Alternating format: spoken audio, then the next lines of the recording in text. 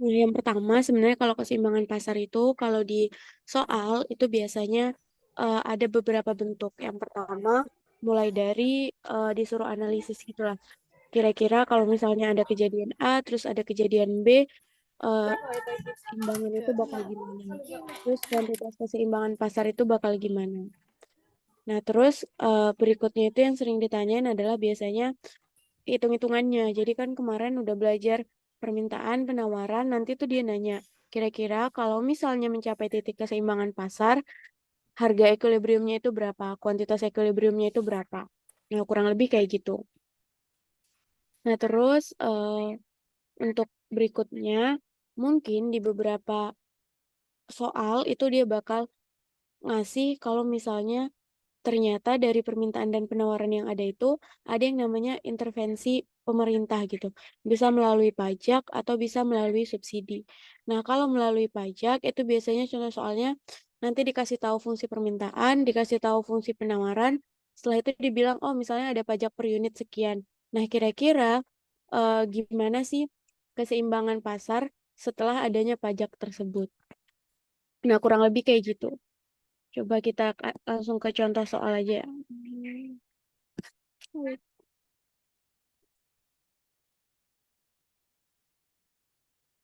Hmm.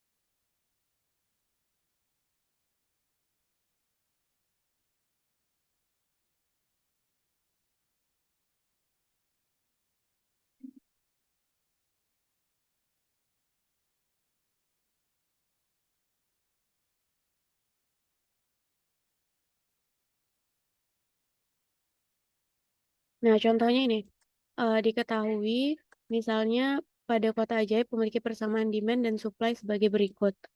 Nah, terus dia bilang, eh, kalau misalnya KD-nya min 75P plus 6.250, terus QS-nya 20P dikurang 400, jika dalam kondisi tersebut pemerintah menetapkan subsidi sebanyak 5 per unit, nah kira-kira berapa P equilibrium dan Q equilibriumnya?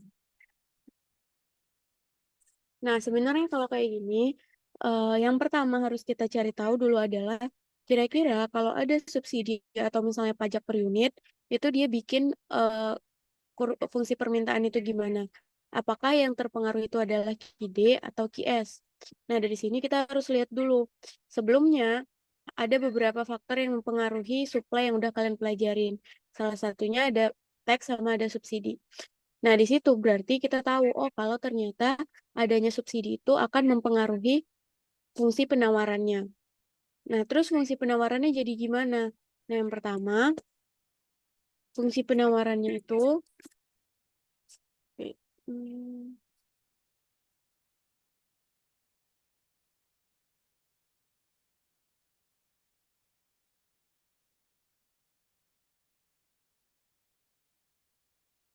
oke. Nah, kita tahu sekarang QS-nya itu bakal berubah. Nah, QS yang baru atau QS after subsidi itu bakal jadi gimana? Nah, yang pertama kita bisa tahu, oh kalau seandainya yang after subsidi ini diubah atau udah kena sama subsidi, nah berarti kira-kira sekarang QS yang barunya gimana? Nah, yang pertama harus kita tahu adalah rumusnya itu akan jadi 20 dalam kurung P. Nah, terus nanti kita lihat kira-kira kemarin subsidi ini menambah barang yang ditawarkan atau mengurangi gitu kan. Nah, asumsinya kan kalau subsidi berarti oh kita dikasih bantuan dalam memproduksi sehingga kita bisa memproduksi lebih banyak barang. Nah, sementara kalau misalnya teks itu sebaliknya. Kalau misalnya teks itu kan dia yang ada tuh akan mengurangi kuantitas dan akan menambah harganya. Nah, dari sini kita bisa tahu,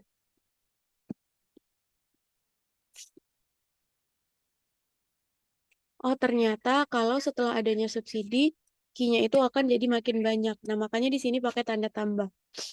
Nah, terus ditambah berapa? Tambah tadi teks subsidi per unitnya. Tambah 5, terus dikurang 400. Nah, di SAS itu sama dengan berarti 20P plus 100. Hmm, eh, jangan diapa-apain ya guys, whiteboardnya. Dikurang 400. Berarti di SAS sama dengan 20P min 300.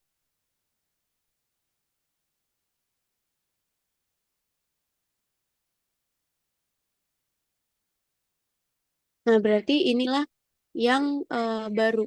Atau misalnya QSAS yang barunya itu yang ini. Nah, sekarang kalau kita mau cari keseimbangan pasarnya atau equilibriumnya, nah berarti yang perlu kita lakuin adalah kita bikin QD sama dengan QS kayak biasanya.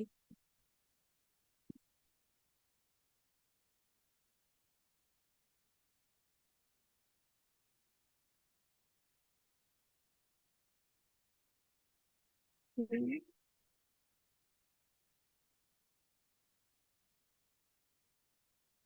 Nah, berarti nyari keseimbangan pasarnya sekarang tinggal QD sama dengan QS, tapi pakai QS yang after subsidi. Nah, setelah itu kita masukin aja, oh QD-nya tadi minus 75P plus 6250. Sama dengan QSAS-nya berarti 20P dikurang 300. Nah, berarti kan ini tinggal kita pindahin. Jadi 6550 sama dengan 95P. Nah, P-nya sama dengan berapa? Coba, hmm, Nadia, kira-kira P-nya berapa tuh?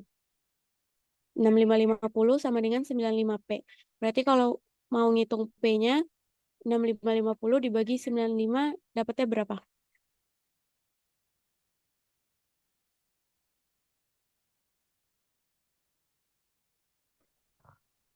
Eh, 68,94. Jadi berapa? 68,94. Coba Ilham, bener nggak segitu?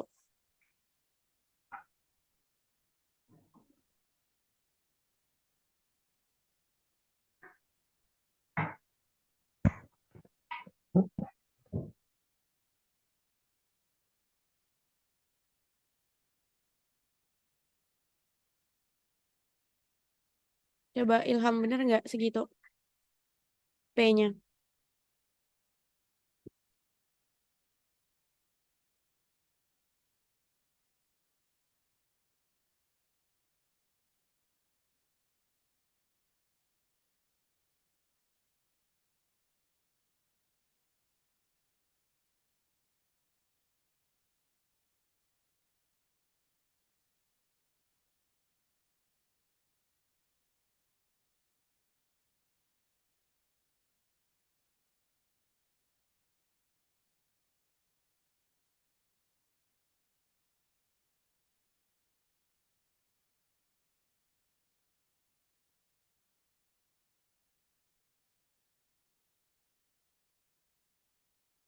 Nah, jadi kalau misalnya kayak gini, berarti kan yang 68,94 atau 68,947 dibulatin jadi 68,95 aja.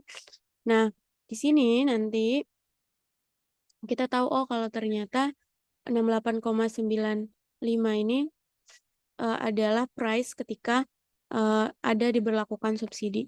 Nah, kalau misalnya price-nya segitu, berarti Q-nya sekarang berapa? Nah, berarti tinggal subsidi antara ke QID atau ke QSAS.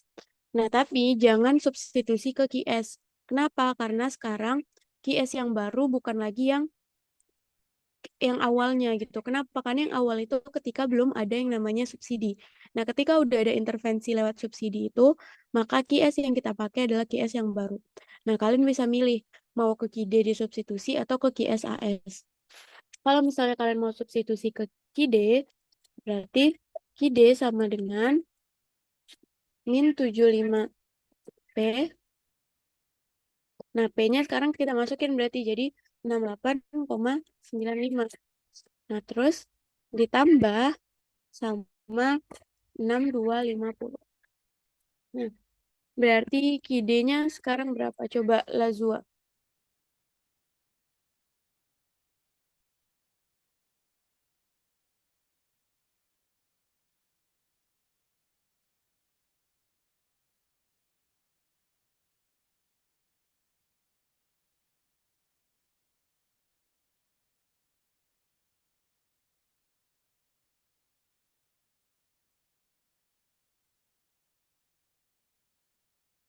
Kak, soalnya nggak kelihatan Di aku kelihatan kalian di HP apa di laptop? di komputer kita. Wait. Nah, ini Oh, ini udah. Hilang.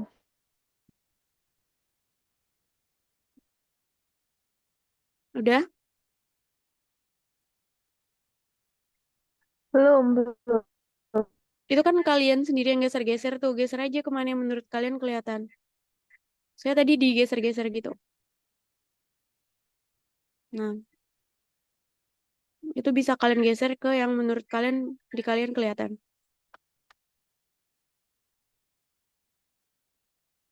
Udah? Sudah. Oke. Nah, sekarang coba Lazua. Kira-kira KID-nya berapa? Atau Q-nya jadi berapa?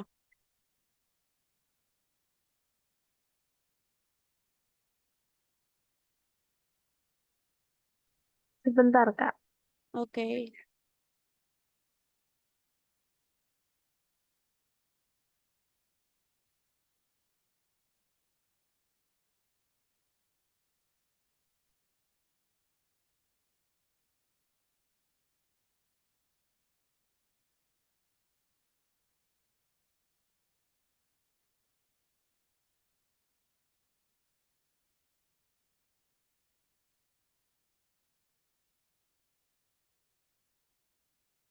Idenya 1078,75.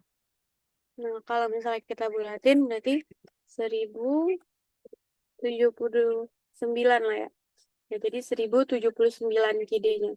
Atau Q-nya sekitar 1079. Nah, berarti inilah keadaan ketika price-nya itu dan key equilibrium setelah pemerintah memberlakukan ada yang namanya subsidi. Nah, kalau misalnya sekarang pemerintah memberlakukan yang namanya pajak.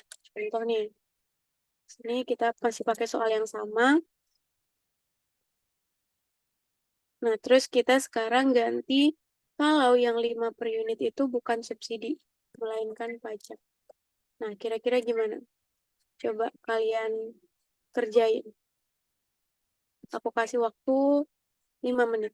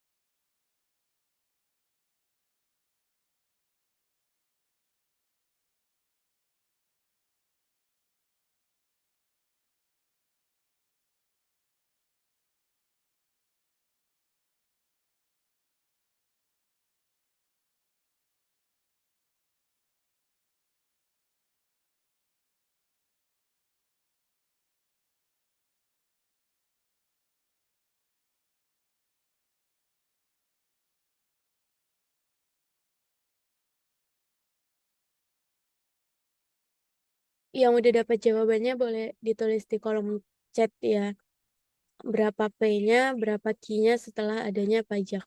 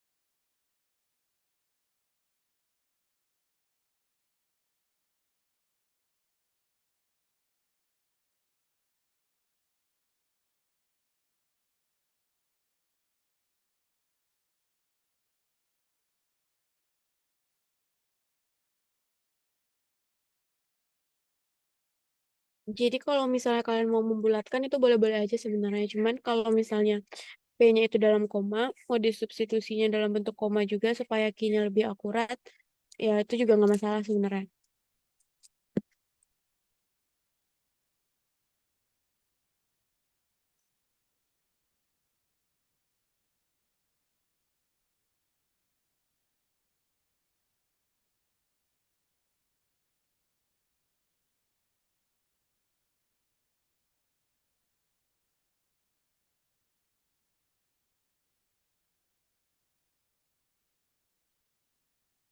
Yang lain gimana? Selain Nadia sama Ilham, yang lain dapat berapa?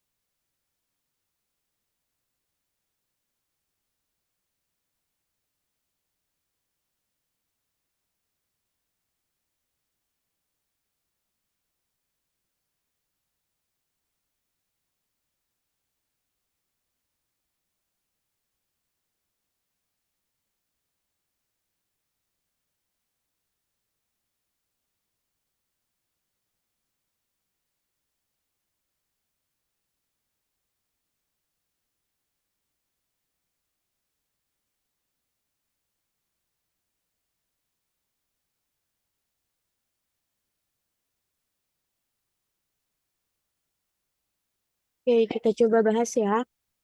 Di sini dia bilang kalau fungsinya itu masih sama kayak sebelumnya, cuman yang dikenakan itu adalah sekarang pajak, bukan subsidi. Nah, berarti tinggal kita hitung aja. Oh, ternyata pajak itu kan nanti akan mempengaruhi supply. Nah, berarti yang berubah adalah QS-nya. Nah, QS after tax itu sama aja kayak sebelumnya. Cuman yang bikin beda adalah kalau misalnya dikenakan pajak, otomatis Ki yang bisa disuplai itu jadi lebih sedikit. Kenapa? Karena hitungannya kan pasti input cost-nya atau biaya inputnya atau biaya produksinya jadi lebih mahal kan karena harus membayar pajak. Nah, makanya di sini tandanya minus. Minus 5. Nah, setelah itu dikurang sama 400 sama kayak sebelumnya. Nah, terus berarti bisa kita simpulkan kalau QSAT sama dengan 20P.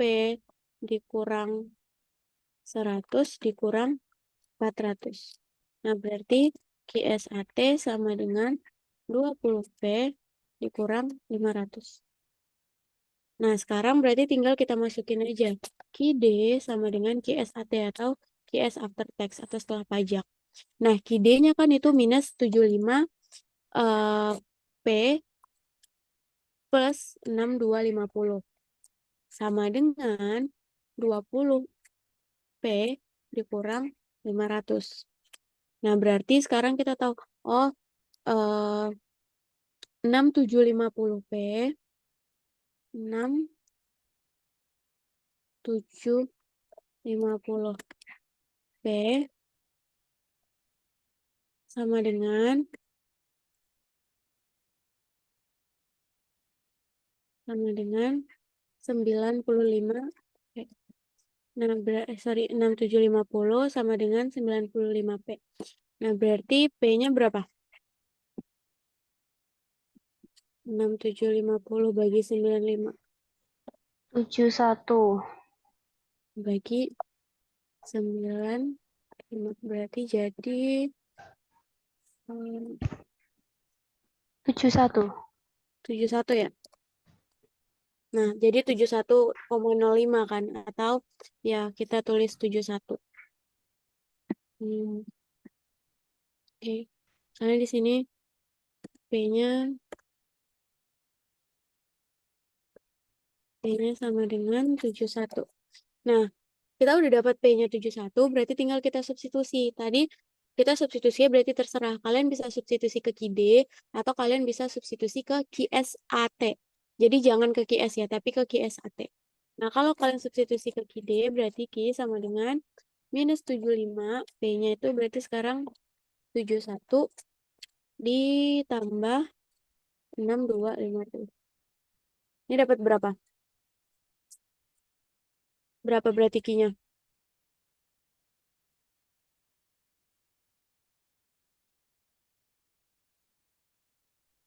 925.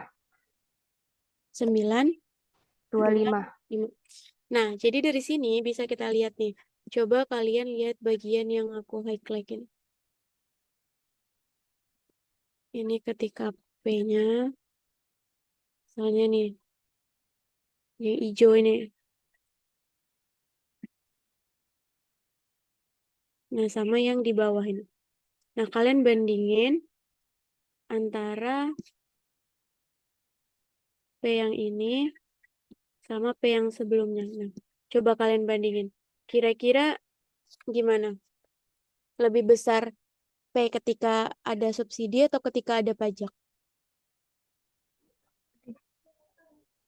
Pajak. Nah, ketika ada pajak. Nah, sebenarnya ini kan make sense ya. Kalau misalnya ada pajak diberlakukan, otomatis si produsen itu merasa kayak, oh dia harus ngeluarin lebih banyak modal untuk melakukan produksi gitu kan. Kenapa? Karena dia harus bayar pajak. Nah, kalau dia bayar pajak, berarti nanti price yang dia kenakan untuk barang itu juga lebih mahal. Nah, tapi sebaliknya, kalau kalian bandingin antara sebelum ketika ada subsidi dan ketika ada pajak, itu pasti lebih sedikit ketika ada pajak. Kenapa?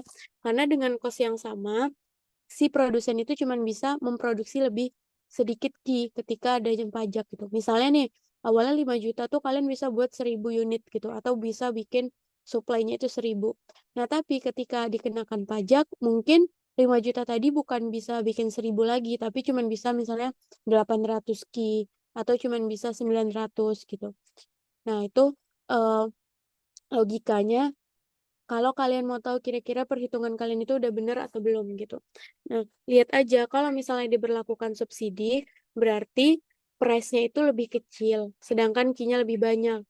Kalau kalian diberlakukan tax, berarti price-nya itu lebih tinggi, sementara Q-nya lebih rendah. Nah, tadi kan kalau dari jawaban kalian, P-nya itu ada yang dapat 69,94 gitu misalnya. Nah, itu emang P-nya lebih tinggi, tapi belum benar gitu, belum pas gitu. Kenapa? Karena dari yang kita cari tadi, P-nya itu 71. Nah, terus kalau misalnya Q-nya 1004 tadi, nah berarti kan emang sih Q-nya itu lebih rendah. Nah, cuman itu belum angka yang benarnya gitu ya.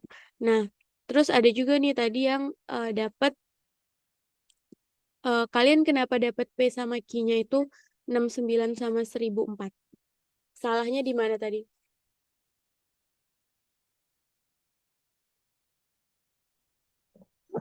Ini Kak, tadi saya tuh pakai cara yang GD sama dengan GS plus T gitu. Oh, nah itu kalau misalnya yang itu berarti bisa kalian pakai, cuman nggak bisa dipakai kalau misalnya dia dalam bentuk fungsinya itu Q sama dengan. Kalau kayak gitu, eh, fungsinya harus dalam bentuk P. Jadi misalnya, kalau misalnya yang diketahui adalah PD sama dengan bla bla bla, terus PS sama dengan bla bla bla. Nah, berarti PS-nya ketika ada pajak, nah itu jadinya PS plus bla bla bla, fungsinya langsung plus teksnya atau plus pajaknya. Nah, sementara kalau dalam bentuk Q, dia itu harus buka kurung P terus dikurang sama berapa teks per unitnya.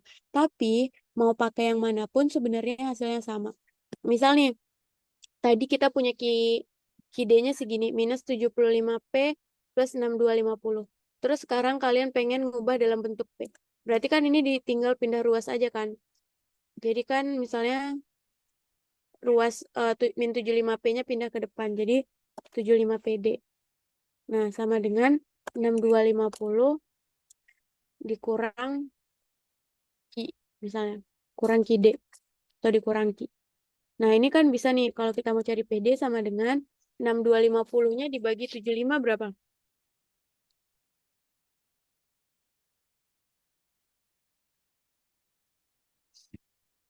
6250 bagi 75 berapa?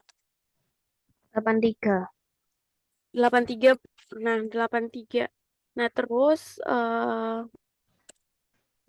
kalau kalian nggak mau repot, berarti 6250 dibagi 75.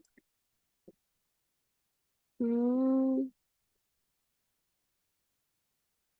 dibagi 75. Nah, ini tutup kurung. Kenapa? Karena kita mau cari P sama dengan. Nah, nanti yang Q-nya pun sama. Berarti 1/75 Q. Gitu kan. Nah, berarti PS-nya sekarang tinggal kita ganti nih. Tadi kita punya QS-nya itu 20P dikurang 400. Nah, berarti kalau mau kita majuin, berarti 20P, 20 PS. Nah, tinggal kita ubah aja. Eh, Guys, jangan dimainin dulu ya itunya. Ntar. Hmm, jangan digeser-geser dulu. Nah, sekarang kita tahu kalau misalnya eh 75, sorry, PS-nya ini berarti kalau mau kita ubah fungsi yang QS tadi, berarti tinggal kita ubah, oh 20 PS itu sama dengan QS plus 400. Nah, taunya dari mana ya? Dari sini. Ini dari yang aku tandain ini. Nah, itu cuma untuk ngebalikin aja gitu. Jadi dalam bentuk fungsi Q, sekarang dalam bentuk fungsi P. Nah, berarti kalau mau dari 20 PS mau jadi PS, kita sama-sama bagi 20. Nah, berarti 1/20 QS. Nah, plus 400 bagi 20 kan 20. Nah, inilah yang baru. Nah, kalau misalnya bentuknya udah dalam bentuk P gini atau misalnya udah PS sama dengan, nah baru bisa kita masukin PS after text-nya berarti 1/20 IS plus 20. Nah, plus berapa teks per unitnya langsung gini. Nah, berarti PSAT sama dengan 1/20 IS plus 25. Nah, berarti kayak gini. Nanti pas kalian mau cari keseimbangannya berarti jangan QD sama dengan QS lagi. Tapi PD sama dengan PSAT. Nah, gitu. Jadi kalau misalnya kalian mau langsung nambahin dengan pajaknya atau ngurangin dengan pajaknya, misal nih kalau dia ada teks berarti price-nya tuh jadi lebih tinggi kan, makanya dia ditambah. Sedangkan kalau misalnya dia subsidi, price-nya itu bakal jadi lebih rendah, nanti di sininya dikurang. Nah, kalau misalnya kalian mau langsung nambahin kayak gini, dia itu fungsinya pastikan harus dalam bentuk price sama dengan. Kalau fungsinya masih dalam bentuk key sama dengan tadi, berarti cara yang kalian lakuin tuh harus yang kayak gini. Sampai situ ngerti nggak?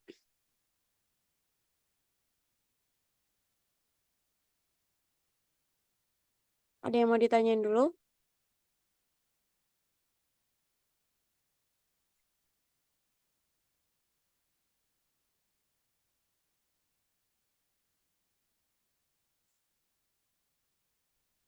Kalau mau dicatat dulu boleh ya. Ada yang mau ditanyain dulu nggak? Nggak ada, Kak. Makasih. Iya. Oke, sekarang coba kita next ya. eh Contoh soal berikutnya coba. Hmm,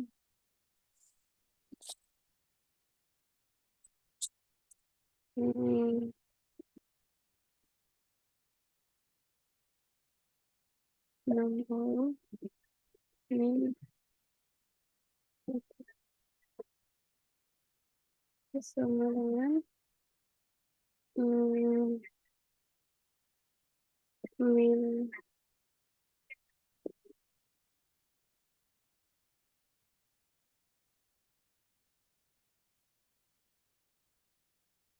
Nah, sekarang misalnya kalian dikasih fungsi ini, KID sama dengan 60 kurang 3P. Kelihatan nggak? Nggak, Kak. Ah,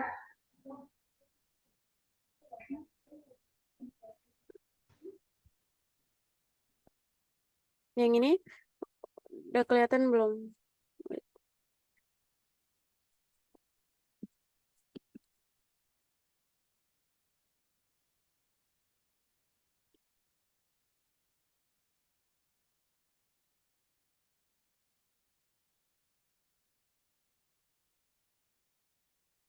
Sekarang udah kelihatan?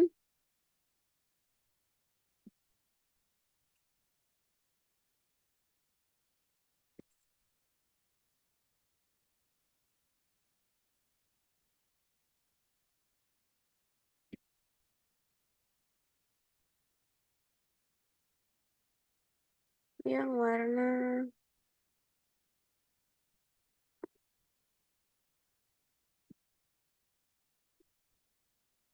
udah kelihatan yang KID sama dengan 60 kurang 3P, QS sama dengan min 30 plus 6P.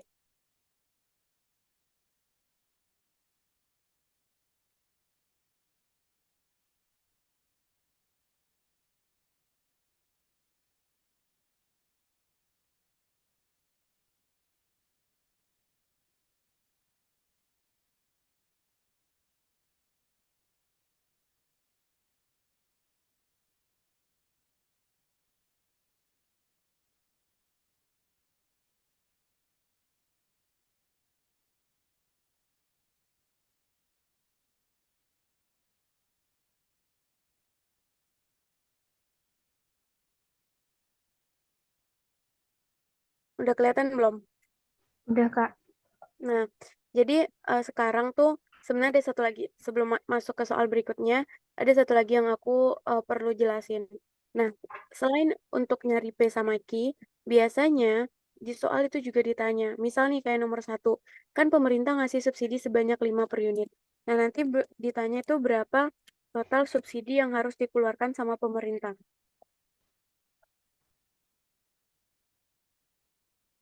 Total subsidi yang harus dikeluarkan pemerintah. Nah, cara nyarinya gimana? Cara nyarinya tuh simpel aja. Berarti key equilibrium yang ada itu dikali sama berapa subsidi per unitnya. Misalnya di sini key equilibriumnya kan ada 1079. Nah, berarti dikali sama subsidi per unitnya kan 5. Nah, berarti 1000 dikali 1079 dikali 5 itu adalah total subsidi yang harus dikeluarin sama pemerintah.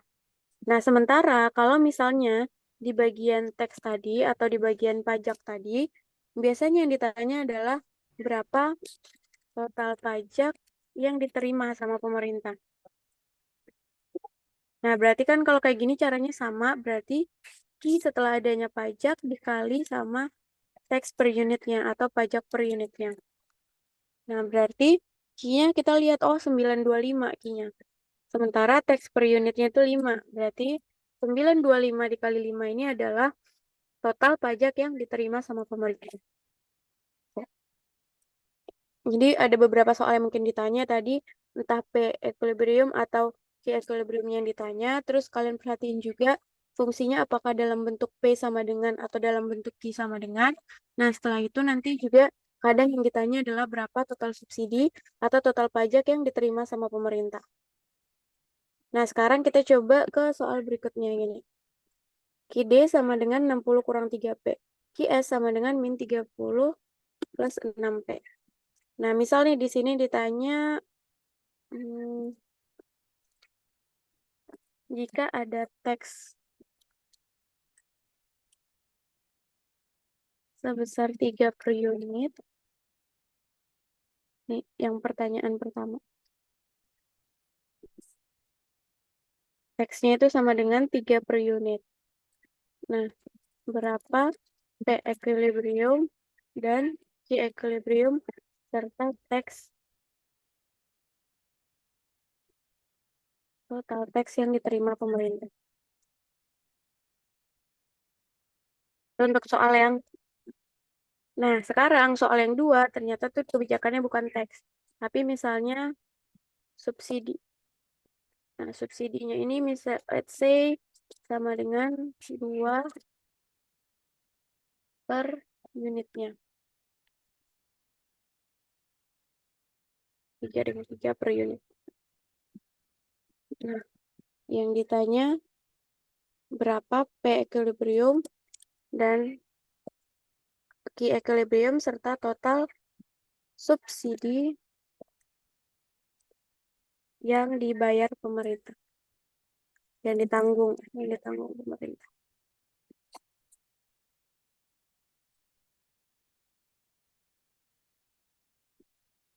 Nah, yang pertamanya kalian cari dulu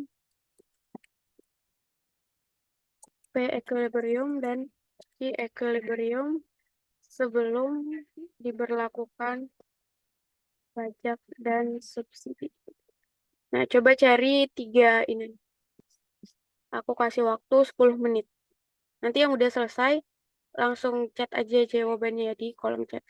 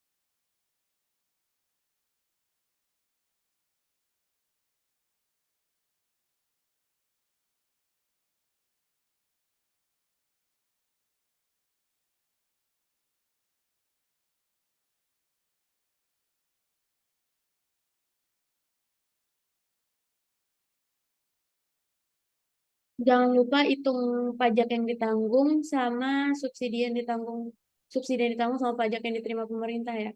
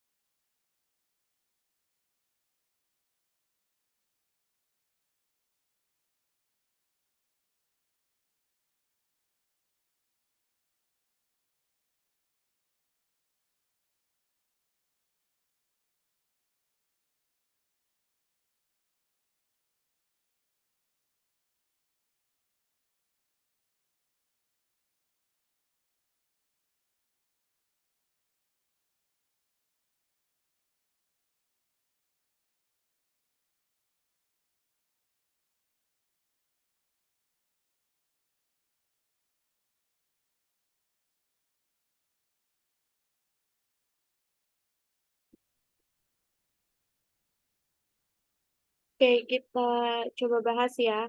Jadi sebenarnya tuh pajak yang ditanggung, bingung pajak yang ditanggung atau yang diterima. Nah, sebenarnya kalau pajak, namanya pajak kan yang bayar pajak tuh si produsen ya. Berarti tuh pajak, kalau pajak itu berarti pajak yang diterima sama pemerintah. Nah, bahasanya itu adalah pajak yang diterima. Kenapa? Karena ya si produsen ini bayar pajak ke pemerintah kan. Sementara kalau subsidi itu dia subsidi yang ditanggung pemerintah. Kenapa? Karena kan subsidi ini dari pemerintah dikasih ke produsen kan. Makanya yang nanggung subsidi itu adalah si pemerintah. Itu sih cuman masalah penggunaan bahasanya aja. Kita bahas dari nomor satu ya. Nomor satu itu dia bilang kalau P e- equilibrium dan Q equilibrium sebelum diberlakukan pajak dan subsidi. Nah, sebenarnya yang pertama itu berarti tinggal kita lihat aja. Sini misalnya langsung QD sama dengan QS. Kan berarti 60 kurang 3P sama dengan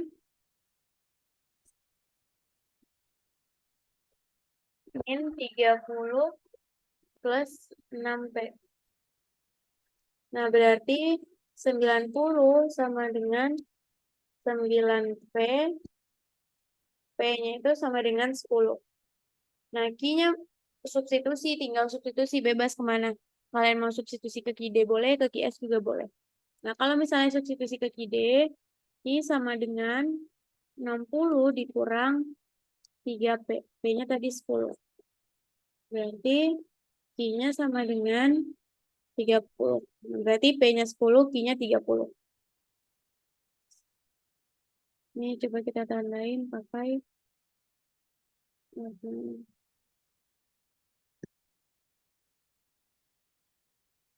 Nah, sekarang coba kita lanjut ke yang berikutnya. Nah, dia bilang di sini, oh ternyata sekarang ada teks itu 3 per unit. Berapa harga equilibrium dan Q equilibrium serta total teks yang diterima sama pemerintah. Berarti gimana caranya? Nah, kita langsung aja kita masukin QS-nya dulu. QS yang baru harus kita cari dulu. QS after tax-nya kan jadi min 30 plus 6P. Berarti 6 buka kurung P. Nah, karena teks itu akan mengurangi kuantitas yang diproduksi, maka di sini tandanya minus. Minus berapa ya? Minus sebesar berapa teks per unit? Minus 3.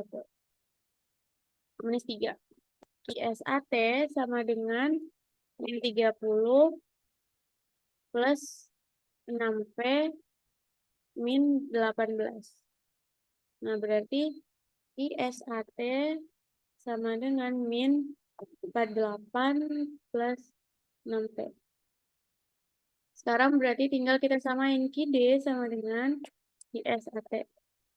Nah, QD-nya itu tadi 60 dikurang 3P sama dengan min 48 plus 6P. Nah, berarti tinggal kita satuin aja. 108 sama dengan 9P. Berarti P sama dengan 108 bagi 9. Jadi tinggal kita cari. 108 bagi 9 itu kan dapat 12. Nah, kalau P-nya 12, Q-nya berarti tinggal kita substitusi. Sebenarnya yang paling aman adalah substitusi selalu ke QD aja, karena QD itu kan nggak berubah-ubah ya. Takutnya kalau ke QS itu nanti kalian substitusinya keliru, malah substitusi ke QS doang. Padahal kan harusnya ke QS AT. Saya pakai QD. Q sama dengan 60 dikurang 3, P-nya tadi 12. Nah, berarti Q sama dengan 60 dikurang 36. Berarti 60 dikurang 36 dapat 24. Nah, di sini kalau mau cari tahu benar apa enggaknya, maksudnya logis apa enggaknya, itu bisa kalian bandingin langsung. Tadi sebelum ada teks, price-nya itu cuman 10. Sekarang setelah ada teks, price-nya jadi 12. Artinya benar kan? Ketika diberlakukan pajak, harga itu bakal jadi naik. Nah, sementara sebaliknya, Ki tadi itu bisa 30, sekarang setelah ada teks cuman 24 gitu. Artinya Ki-nya lebih rendah. Sekarang kalau mau yang subsidi berarti sama aja, tapi QS after subsidinya kita cari dulu sama dengan min 30 plus 6. Nah, P. Nah, sekarang karena dia subsidi berarti Q-nya jadi ditambah. Nomor 3. Berarti QSAS sama dengan min 30 plus 6P 6P plus 18. Berarti QSAS sama dengan min 12, kan min 30 plus 18 jadi min 12 plus 6. Nah, berarti sekarang tinggal kita QD sama dengan QSAS. QD-nya itu 60 dikurang 3P sama dengan QSAS-nya tadi min 12 plus 6P. Berarti 60 plus 12, 72 sama dengan 9. Berarti P-nya sama dengan 8. Nah, kita substitusi ke QD. Berarti Q sama dengan 60 dikurang sama 3P. P-nya 8. Nah, berarti Q sama dengan, tinggal kita kurangin. 60 dikurang sama 24. Dapat 36. Nah, dari sini kalian juga bisa ngelihat, oh ternyata setelah adanya subsidi, price atau harga itu bisa lebih rendah. Yang awalnya 10, sekarang cuma 8. Dan Q-nya itu lebih tinggi, yang awalnya 30, sekarang 36. Nah, kalau berapa sih total subsidi yang ditanggung pemerintah atau teks yang diterima, berarti tinggal, kalau teks yang diterima pemerintah, berarti tinggal kita kaliin aja. Kan kita punya Q sekarang 24 dikali sama teksnya itu 3. Berarti 24 kali 3 kan 72. Nah, berarti teks yang diterima sama pemerintah itu 70. Sementara kalau subsidi yang ditanggung sama pemerintah, itu berarti Q dikali sama subsidinya. Berarti 36 dikali sama 3. Berarti ini dapatnya 108. Oke. Sampai sini ada yang mau ditanyain? Tadi yang dapat tadi Mas Roy udah benar sih 10.30, 12.24, 10.30, 12.24, 8.36. Nah, coba Ahmad tadi kenapa pajak yang ditanggung 90?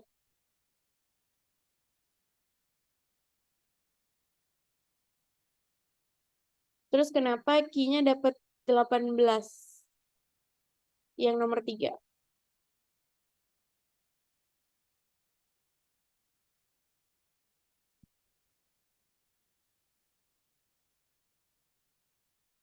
Nggak apa-apa, bilang aja biar aku tahu kalian masih bingungnya di yang mana.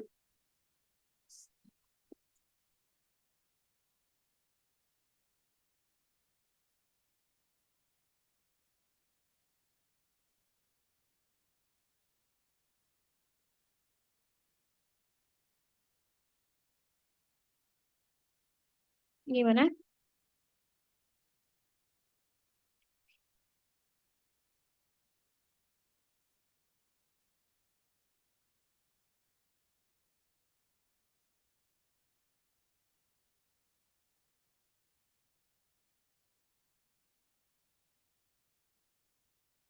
Sampai sini ada yang mau ditanyain dulu nggak?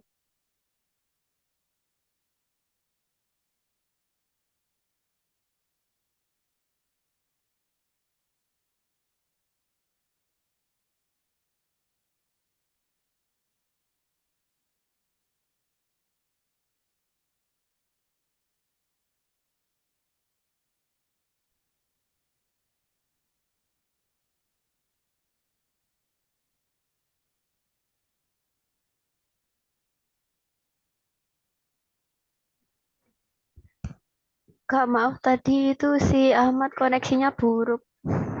Oh, oke. Nanti kalau udah ngerti belum ya atau masih ada yang ditanyain dari Ahmadnya?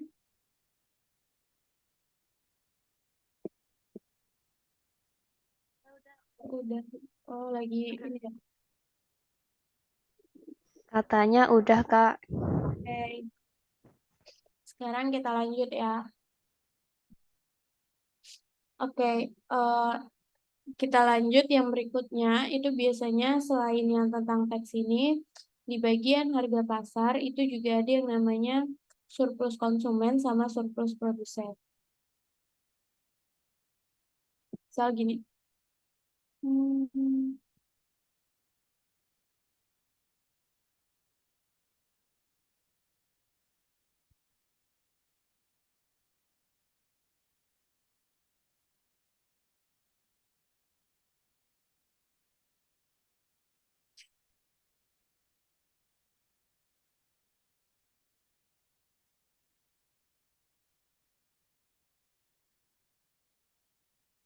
kurva yang aku bikin kelihatan nggak ya?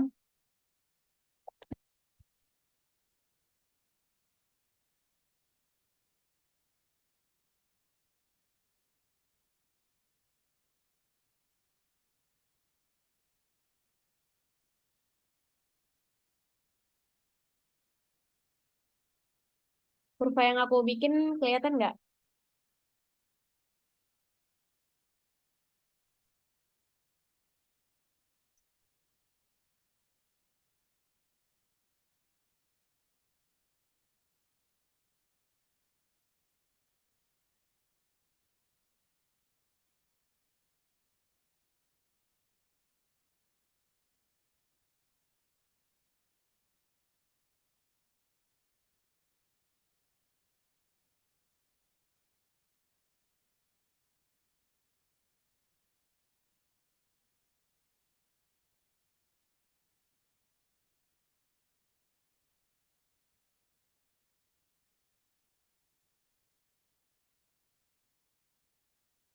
Halo, kurva yang aku bikin kelihatan nggak ya?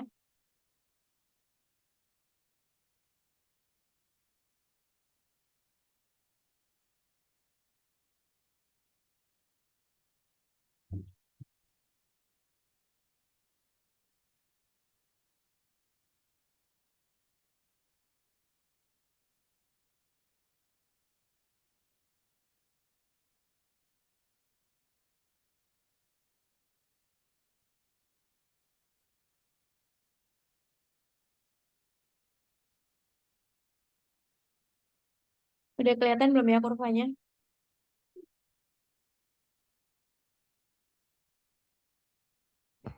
Udah Kak. Nah, di sini tuh nanti juga akan ngebahas yang namanya ada surplus konsumen, ada surplus produsen.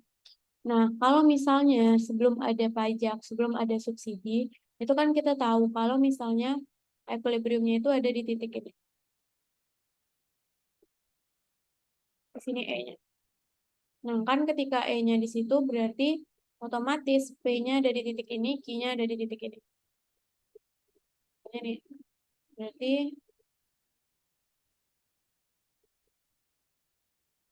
ini adalah P equilibriumnya, dan kalau ditarik garis ke bawah, ini adalah Q equilibrium.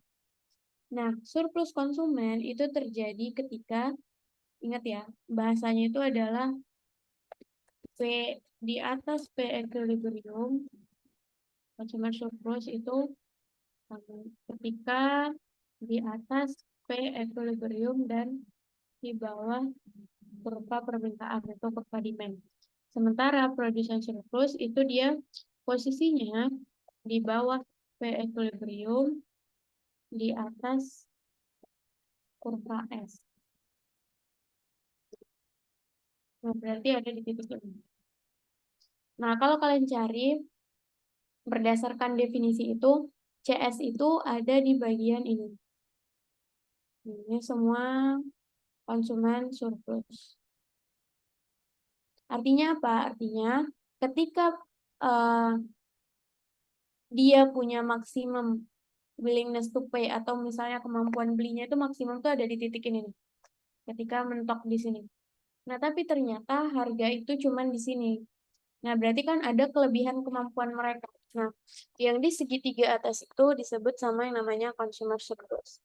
Tapi sebaliknya, ada yang namanya production surplus ini. Segitiga di bawahnya.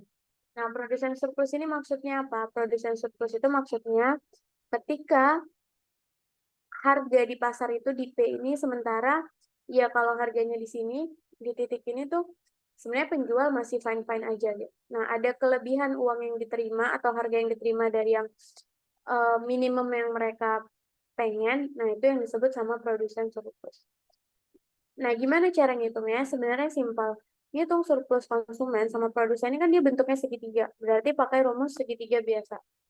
Rumus segitiga kan setengah dikali alas sama dikali tinggi. Nah, gimana caranya kita tahu berapa alas dan berapa tingginya? Itu kita bisa lihat dari sini. Ketika kalian mau nyari segitiga yang produsen surplus, berarti kan alasnya mana? Alasnya berarti yang sepanjang ini. Alasnya yang sepanjang ini, artinya kalian harus tahu Q-nya berapa. Kenapa? Karena Q itu adalah alasnya. Jadi sepanjang ini adalah alasnya. Sementara tingginya itu yang mana? Nah, tingginya ini. Dari sini ke titik yang P ini. Gimana cara nyarinya? Berarti kan kita harus tahu ini berapa, terus P-nya berapa. Nah, contoh simpelnya adalah, misal kita pakai persamaan yang tadi. Let's say, idenya itu,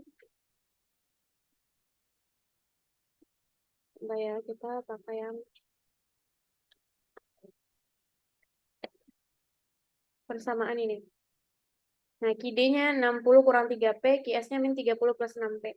Nah, dari yang udah kita cari di awal tadi kan kita dapat, kalau misalnya P-nya ini di sini itu 10. Sedangkan Q-nya itu 30. Nah, berarti kita perlu cari tahu yang sekarang berapa di titik ini dan berapa angka di titik ini. Kenapa? Karena kalau mau cari tingginya berarti kan cuma dari sini ke sini doang kan? Bukan dari bawah ke atasnya. Nah, di sini kalau kalian lihat itu adalah kejadian di mana sorry, kan ngebacanya nih berapa sih P-nya ketika Q-nya 0. Kenapa? Karena yang sumbu vertikal itu kan P, sedangkan sumbu horizontal itu adalah Q. Cara ngebacanya adalah di titik ini itu berarti ketika Q-nya 0, P-nya berapa? Ki apa? Ki S apa Ki D? Nah, lihat ini kurva apa? Ini kurva supply. Berarti ketika QS-nya 0, P-nya berapa? Gimana cara ngitungnya? Berarti tinggal di substitusi aja yang ini. Nih, berarti kan QS-nya 0. Berarti kalau QS-nya 0, 0 sama dengan min 30, P-nya berapa? Nah, berarti 6P. Nah, berarti kan ini 6P sama dengan 30. P-nya sama dengan 5. Oh, ternyata ketika Q-nya itu 0, P-nya itu 5. Berarti di sini 5. Nah, berarti kalau mau cari luasan segitiganya, sekarang tinggal apa? Konsumen surplus, produsen surplus, itu kan berarti rumusnya PS-nya sama dengan setengah 0,5 ya, 0,5 dikali alas. Alasnya berapa? Oh, alasnya 30. Tingginya berapa? Nah, tingginya, kalian lihat, antara 10 sama 5. Berarti 10 dikurang 5. Berarti tingginya 5. Nah, berarti ini dikali. Nah, berarti kan sekarang kita dapat, oh ternyata PS-nya itu setengah dari 30 dikurang 5. 30 0,5 dikali 30 dikali 5.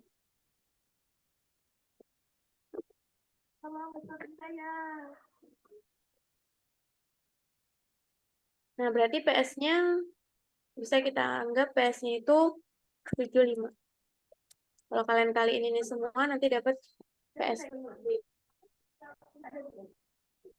Nah, kalau misalnya kalian mau cari CS-nya atau konsumen surplus-nya, berarti kan sekarang posisi segitiga di atas. Nah, berarti ketika eh kalau misalnya Q-nya itu 0, P-nya itu berapa? Nah, Q-nya Q apa? Berarti Q D. Kenapa? Karena ini kurva demand. Nah, berarti kalau misalnya ketika Q D-nya sama dengan 0, ini sama dengan 0, sama dengan 60 kurang 3. Nah, berarti kan 3P sama dengan 60.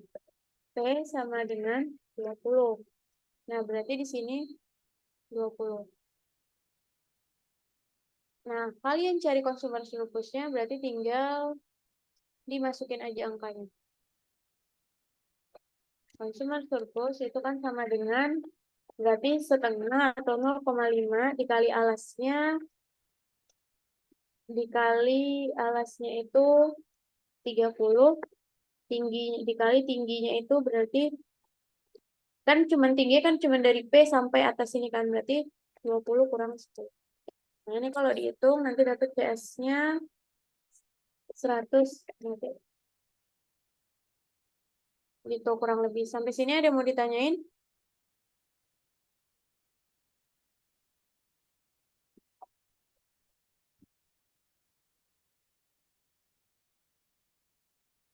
Ada yang mau ditanyain nggak? Masih bingung atau gimana? Masih agak bingung. Bingungnya di bagian mana?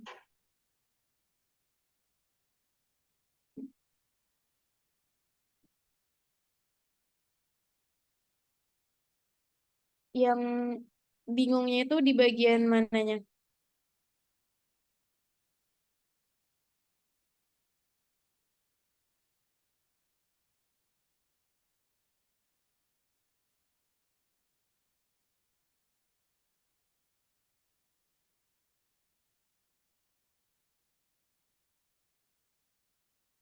Kan tadi kita tahu nih kalau definisi CS itu posisinya yang di atas P di bawah kurva D. Berarti yang segitiga ini. Sementara PS itu yang di bawah P equilibrium di atas kurva S. Berarti yang segitiga di arsir biru ini. Nah, kalau kita mau cari berapa konsumen surplus sama berapa produsen surplusnya, berarti kita cuma perlu nyari berapa luasan segitiganya. Kalau kita mau nyari konsumen surplus, nih yang di atas ini nih. Consumer surplus, aku bagi warnanya, misalnya ini jadi hijau. Nah, consumer surplus berarti kan kita harus apa aja yang perlu kita tahu untuk nyari luasan segitiga. Itu kan ini segitiganya nih, ini segitiganya. Nah, untuk mencari luas segitiga itu kan kita butuh data alas sama tinggi segitiganya. Alas itu kan, nih, alasnya itu kan sepanjang ini. Ini kan alasnya nih, alas segitiga. Nah, alas itu kan berarti sama aja kayak panjang berapa Q-nya. Ya kan, karena alasnya itu yang di bawah ini. Sementara tingginya, itu kan yang ini, segitiga ini. Nih, ini tingginya nih. Ini tingginya. Nah, tapi yang jadi pertanyaan, kita tahu P-nya itu 10, Q-nya 30. Tahunya dari mana ya? Dari ngitung QD sama dengan QS. Jadi kalau misalnya yang kalian hitung tadi, dapat P10, Q-nya 30, kan kalau ditaruh di kurva kan jadi kayak gini. Oh, P-nya ini 10, Q-nya 30. Nah, tapi untuk mencari luas segitiga ini, kita masih kekurangan data untuk tahu berapa tinggi segitiganya. Kan kita tahu P-nya 10, tapi kita nggak tahu di atas ini tuh berapa. Nah, sementara kita butuh data itu. Nah, gimana caranya? Kalau di kurva itu ngebacanya, kan ada di titik ini. Ini adalah titik ketika Q-nya itu 0, P-nya segini. Q-nya 0 ini kan ngebacanya gitu ya. Berarti ketika Q-nya 0, makanya dia tuh ada di sini. Q-nya 0, P-nya itu berapa? Nah, Q yang 0 itu apa? Nah, ini kurva QD. Berarti ketika QD-nya sama dengan 0, P-nya berapa? Nah, cara masukinnya adalah Q-nya 0, P-nya berapa? Berarti ketika Q sama dengan 0, sama dengan 60 kurang 3P. Masukin aja ke fungsi demand atau fungsi permintaannya. Nanti kita dapat P-nya 20. Oh, ternyata berarti ketika Q-nya itu 0, P-nya di sini itu 20. Nah, artinya kita udah tahu berapa tinggi segitiganya sekarang. Berarti tinggi segitiganya adalah 20 dikurang 10. Atau berarti di sininya 10. Nah, berarti kita tinggal masukin. Setengah dikali alasnya berapa? Alasnya 30, udah tahu. Terus tingginya berapa ya? Tingginya berarti cuma dari sini ke sini doang. Nah, kalau di sini 20, di sini 10, berarti tinggi ininya cuma 10. Nah, berarti itulah consumer surplusnya. Sampai situ ngerti nggak? Atau masih ada yang bingung?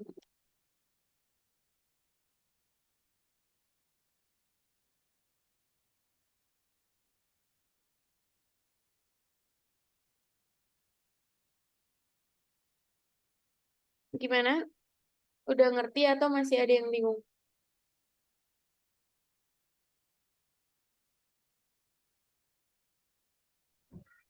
Insya Allah sudah, Kak. Nah, sekarang kalau PS-nya, itu berarti kan yang di bawahnya sama kayak tadi. Sekarang kita harus tahu berapa alasnya sama berapa tinggi segitiganya. Nah, alasnya itu kan sama kayak yang ini nih, yang Q-nya 30. Tingginya berarti sekarang kita udah tahu 10 ini, tapi yang di sini kita belum tahu yang di titik bawah. Nah, yang di bawah ini adalah keadaan ketika Q-nya 0, P-nya berapa? Nah, Q apa yang 0? Kita lihat ini kurva S. Berarti ketika QS-nya 0, P-nya berapa? Nah, kita lihat ini, yang hitam. QS-nya 0 berarti P-nya 5. Nah, berarti di sini 5. Berarti tinggal masukin pakai rumus segitiga. Setengah kali alasnya 30 dikali tingginya. Tingginya itu berarti cuma yang ini. Antara 5 sama 10 itu kan 5. Makanya kita dapat PS-nya itu 75. P-nya bukan make P yang minus 3P. Nah, kita kan sebenarnya mau cari P berapa ya? Artinya tuh ketika Q-nya 0, P-nya itu berapa? Kan ini, ketika Q-nya 0, P-nya itu berapa? Nah, gimana caranya? Berarti kan tinggal substitusi. Kalau ada persamaan yang kayak gini, terus Q-nya 0, berarti kan 0 sama dengan 60 kurang 3P. Nah, 3P ini kan tinggal pindah ke depan nih. 3P-nya sama dengan 60, P-nya sama dengan 20. Nah, kenapa bukan pakai minus 3P? Karena di sini itu yang mau ditanya adalah berapa P ketika Q-nya ini 0. Jadi yang mau ditanya tuh berapa yang ini nih, yang P di sini ketika QD-nya ini 0. Tuh. Gimana sampai sini ada yang mau ditanyain? Jadi dia untuk nyari P itu bukan pakai misalnya min 3P doang, tapi disubstitusi ke persamaan yang ada.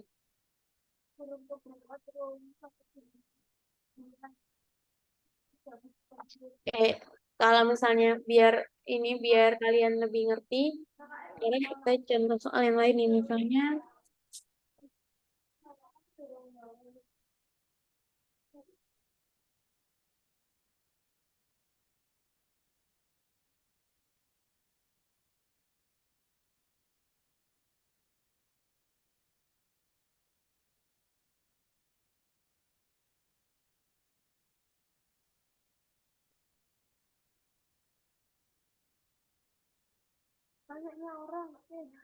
Nah, coba sekarang kalian cari consumer surplus sama production surplus dari persamaan ini.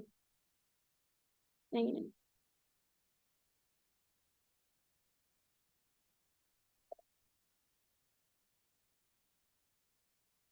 Nih yang merah ini. Kelihatan kan? Yang QD sama dengan 1100 dikurang 50P.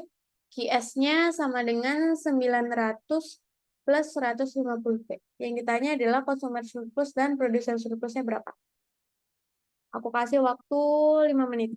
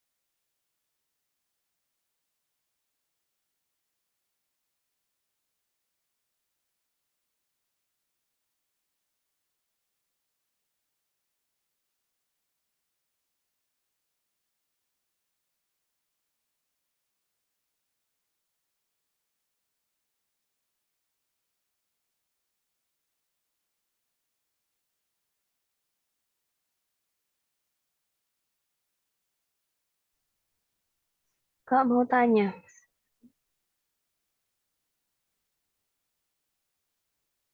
Iya, boleh tanya aja.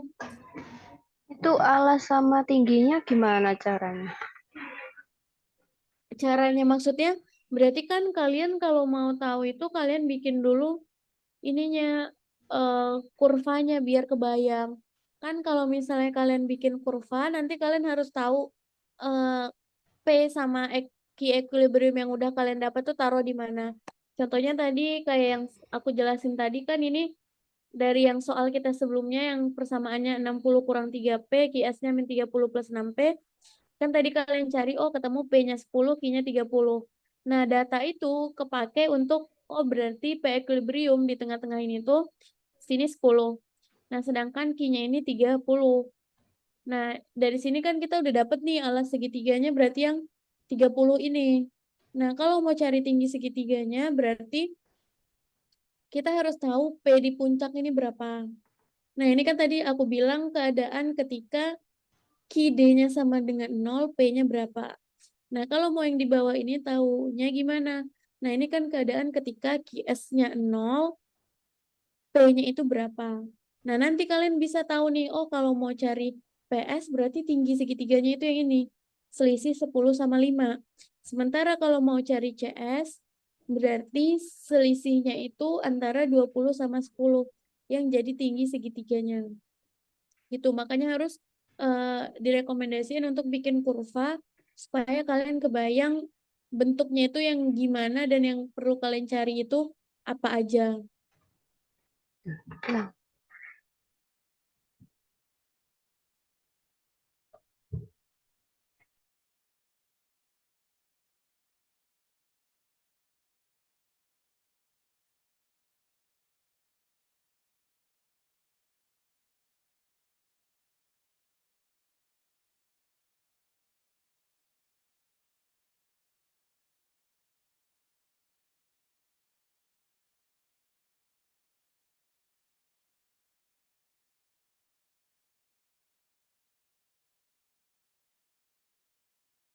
Ini ya contohnya.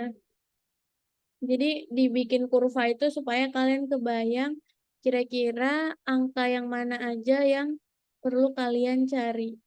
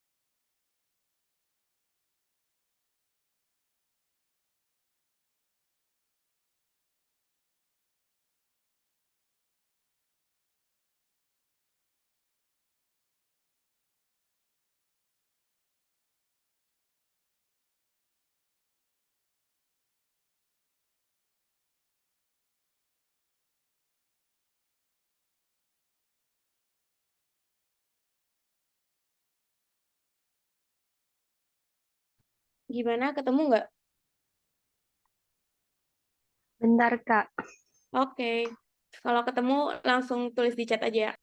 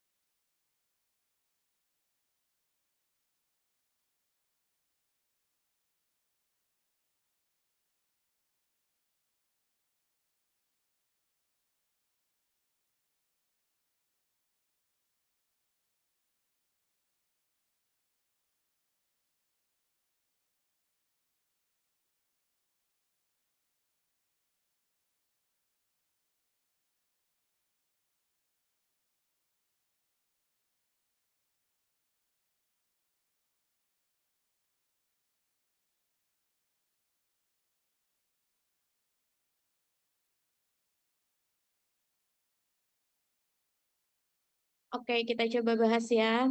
Eh, yang pertama, sebenarnya kalau bikin gambar atau misalnya kurva itu ya bikin kayak biasa aja. Di saya kita masih pakai kurva yang sama.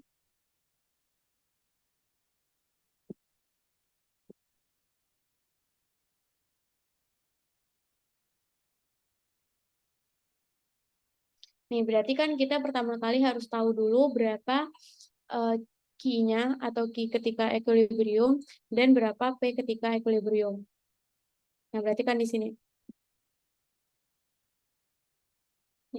Nah, caranya gimana ya? Caranya ya kayak biasa, kita samain aja berarti Q D sama dengan Q S.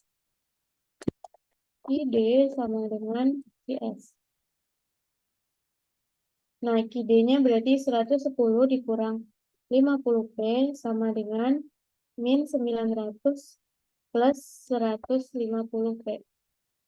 Nah, berarti kalau kita ubah posisinya, kita pindah ruasnya, kan ini jadi 2000 sama dengan 20P. 200P. Sorry. Nah, berarti P-nya sama dengan 10. Nah, kan berarti di sini berapa? Di sini kita tulis nih, oh di sini berarti P-nya 10. Sini angkanya 10. Nah, sekarang kita mau cari kalau P-nya 10, Q equilibriumnya berapa? Berarti tinggal substitusi.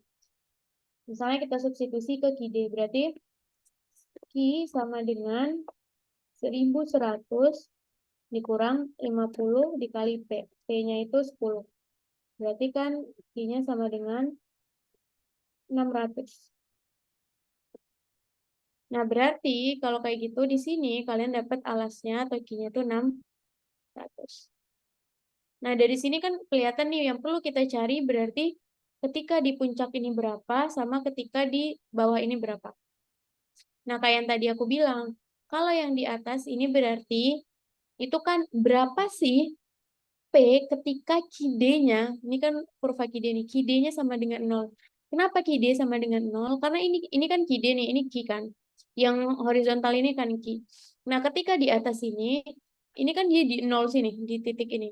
Nah, berarti berapa sih KD ketika P ketika KD-nya sama dengan 0? Nah, caranya gimana? Caranya berarti kita tinggal masukin aja. Berarti di sini kalau KD-nya 0 itu sama dengan 1100 dikurang 50P. Nah, berarti 50P sama dengan 1100. Nah, berarti P-nya berapa? 22. Nah, berarti P-nya sama dengan 22. Nah, berarti yang di atas ini itu P-nya 22. 2. Nah, sekarang yang di bawah ini gimana cara nyarinya? Berarti itu adalah kondisi ketika Q-nya, QS-nya 0, P di sini berapa? Nah, berarti tinggal kita masukin aja. Ketika QS-nya 0, sama dengan min 900 plus 150 P. Berarti kan 900 sama dengan 150 P. Nah, berarti berapa P-nya?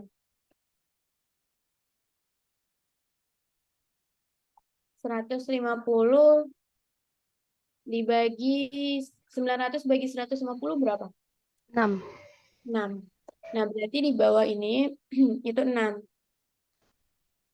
Nah, sekarang untuk ngitung berapa consumer surplus dan production surplusnya, kita harus tahu. Oh, consumer surplus itu berarti posisinya yang segitiga ini. Nah, cara ngitungnya berarti langsung aja kita masukin setengah 0,5 dikali alasnya. Alasnya berapa? Berarti berapa nih alasnya kalau mau ngitung segitiga ini? Ayo berapa? Oh, salah. Berapa alasnya? Harusnya berapa alasnya?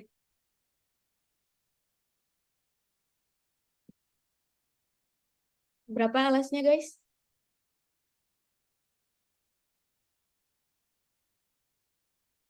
Halo? Berarti alas segitiganya berapa?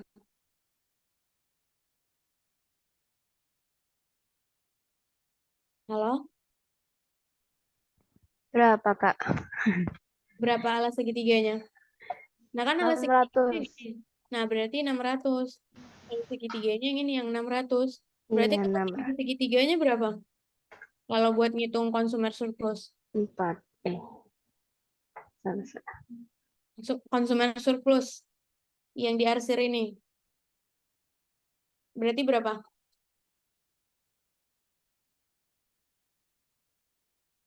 Berapa tingginya? 12. Tingginya 12. 22 dikurang 10. Nah, berarti di sini 12. Berarti dapat berapa tuh CS sama dengan setengah 300. Berarti 3.600 ya. Ya kan? Nah, kalau PS-nya berarti ini. Yang ini kita hitung. Nah, berapa PS-nya? Berarti kan PS sama dengan 0,5. Alasnya tadi berapa? 600. 600. Tingginya berapa? Kalau untuk PS? 4. 4. Nah, berarti berapa PS-nya? 1200. 200. Nah, 1200. Yes. kayak gitu cara ngitungnya ya. Oke. Sampai sini ada mau ditanyain dulu?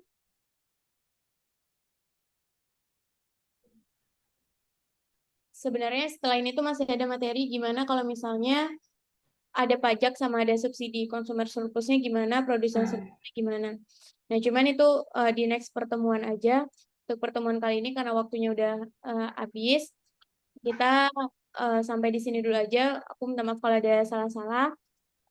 Sampai ketemu di pertemuan berikutnya. Terima kasih, Kak. Sama-sama. Makasih, Kak. Sama kalau mau di SS boleh ya di SS dulu. Sebelum aku tutup dulu.